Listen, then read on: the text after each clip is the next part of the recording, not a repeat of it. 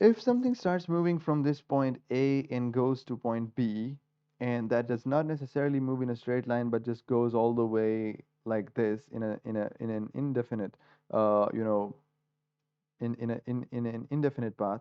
And there's another thing that goes from point C to point, let's say D, right? And it also does not go in a straight line.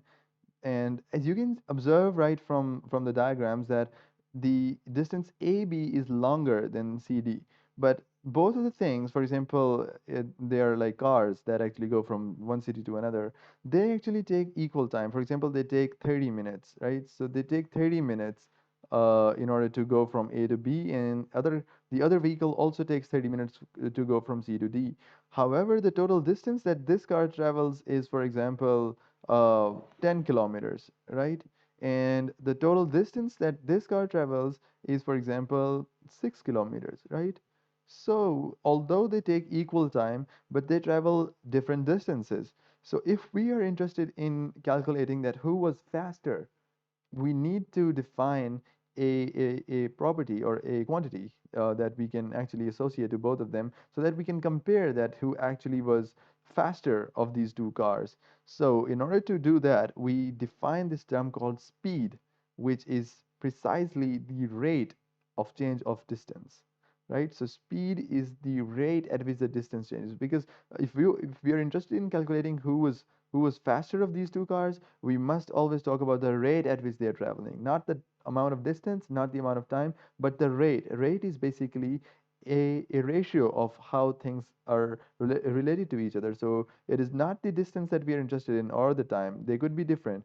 It is the ratio of distance to time that we are interested in, which will give us the rate of the cars, that how fast they are. So how fast something is absolutely related to the rate at which it is traveling, right?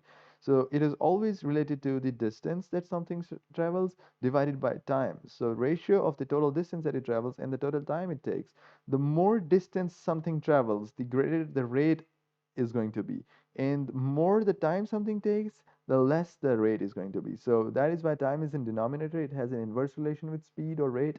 And distance is in numerator, so it will have a direct relation with speed or rate, right? So let's actually work out this example. In this case, the green path, the rate is going to be equal to distance per time. So distance is 10 kilometers and time is 30 minutes. So it is going to be 1 by 3, and the unit is going to be kilometers per minute, because that's the units we actually used for the respective quantities.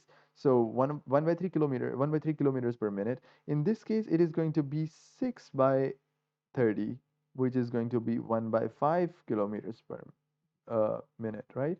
So we can see that 1 by 5 is actually 0.2 kilometers per minute, and 1 by 3 is basically around 0.33 kilometers per minute. So we can see that 0.33 is actually greater than 0.2. So the car that actually traveled the green path was faster. It was 33 kilometers per minute, and the yellow car was actually 0.2 kilometers per minute. So it was slower.